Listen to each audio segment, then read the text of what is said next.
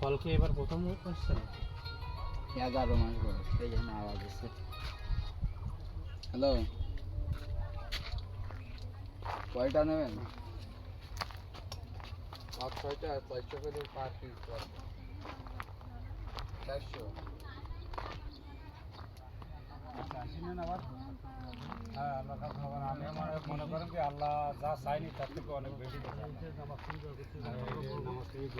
আমার জন্য আমি যেন আসলে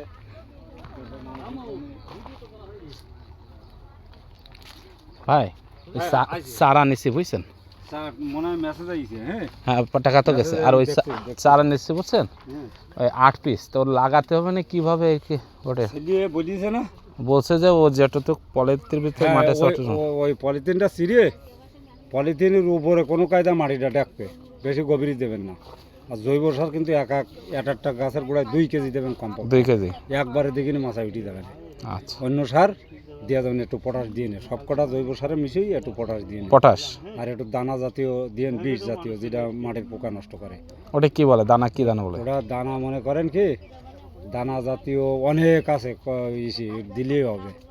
ওটা বেশি জোর নেই, তারপরে আপনার জন্য বললাম দিয়ে নিন, বুঝছেন? পটাশ আর আছে জৈব সার আর আছে। হ্যাঁ, পটাশটা কম দিয়ে নিন, যেন বেশি হয়ে যায় না, সামান্য পরিমাণ, সামান্য পরিমাণ দিয়ে। আগে মাটিতে দিয়ে নিয়ে তারপরে হচ্ছে আপনার এ করে নেব, মাটি বানাই নেব। হ্যাঁ, মাটি বানাই।